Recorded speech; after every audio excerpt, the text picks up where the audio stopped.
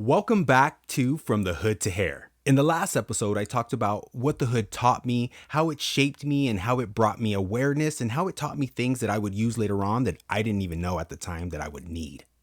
And today I want to talk about what came next. Because at some point, awareness turns into a question. Who am I allowed to be? And most importantly, who am I willing to choose to be? Growing up, I knew I was different. I just didn't know why. There wasn't really a label for it, just a feeling. A sense that I didn't really fully fit the expectations that I was surrounded by. I really felt like I was watching life instead of really participating in it. And when you don't have language for who you are, you learn to adjust. You learn to perform, you learn to stay aware, and you most importantly learn to stay safe. That's not weakness, that's intelligence. But over time, that intelligence comes with a cost. I learned to read rooms really well, but most importantly, I learned how to edit myself.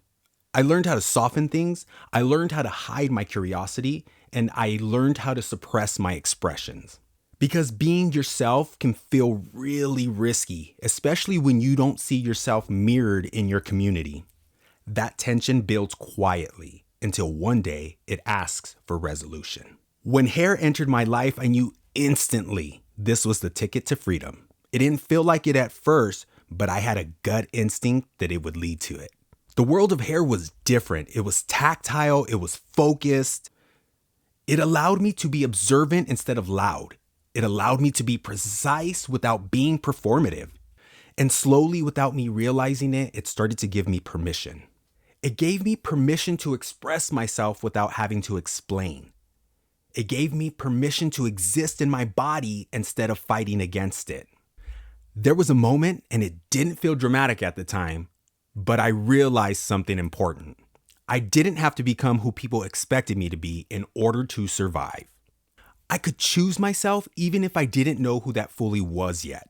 That choice wasn't loud. It wasn't a declaration. It was quiet, daily, and honestly, sometimes uncomfortable. But it was mine.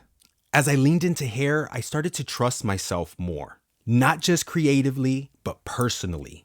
I learned that sensitivity is intelligence, restraint is power, and precision speaks.